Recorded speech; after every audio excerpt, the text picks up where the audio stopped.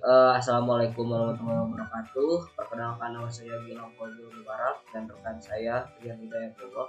Di sini kami akan menjelaskan terkait dengan metode penelitian dengan judul prediksi risiko hipertensi dini menggunakan algoritma support vector machine di Puskesmas Sukabumi. Baik, selanjutnya adalah metode penelitian. Dalam penelitian ini, metode yang digunakan adalah business understanding, data understanding, data preparation, modeling, evaluasi, dan deployment, yaitu CRISP-DM dengan langkah-langkah sebagai berikut.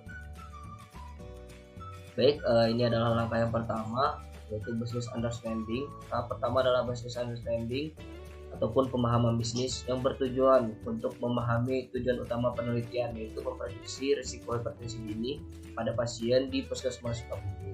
Fokusnya adalah mengidentifikasi masalah seperti kurangnya sistem otomatis untuk memprediksi risiko hipertensi serta merancang solusi yang relevan.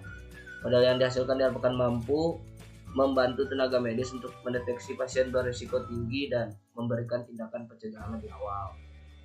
Kemudian ke tahap yang kedua, yaitu data understanding, pemahaman data, di mana data yang relevan seperti data rekam medis pasien dikumpulkan dan dianalisis. Data ini dapat mencakup variabel seperti usia, jenis kelamin, tekanan darah, indeks massa tubuh, riwayat keluarga hipertensi, kebiasaan merokok, pola makan, dan aktivitas fisik.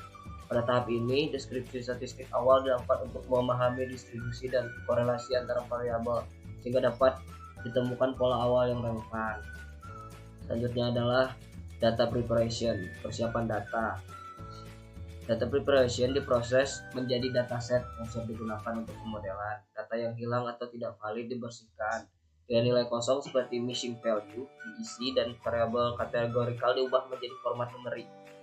Normalisasi data juga dilakukan untuk menyamakan skala antar variabel, serta dilakukan seleksi fitur untuk memilih variabel yang paling relevan terhadap risiko hipertensi.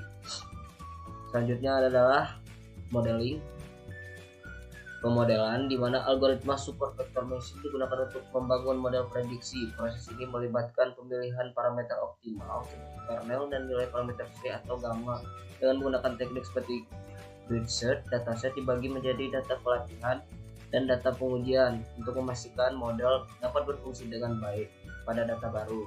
Kinerja model dievaluasi menggunakan metrik seperti akurasi, presisi, recall, dan F1 score.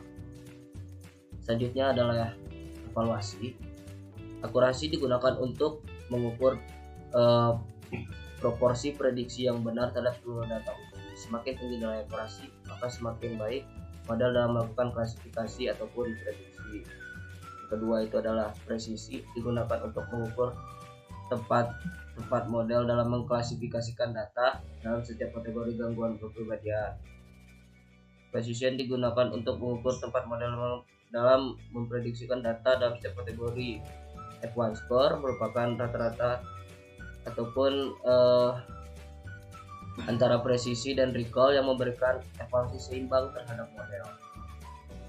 Selanjutnya itu adalah deployment. Mungkin deployment akan dijelaskan oleh rekan saya Rian Hidayatullah. Saya Gilang Fauzi Mubarak. Ucapan terima kasih. Assalamualaikum warahmatullahi wabarakatuh. Nah, di sini saya akan melanjutkan presentasi saya dengan tahapan deployment.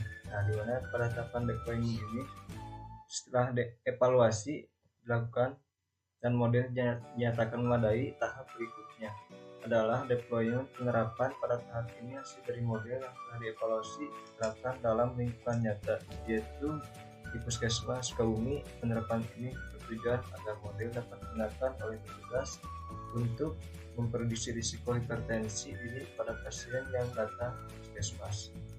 Selanjutnya di sini ada teknik pengumpulan data.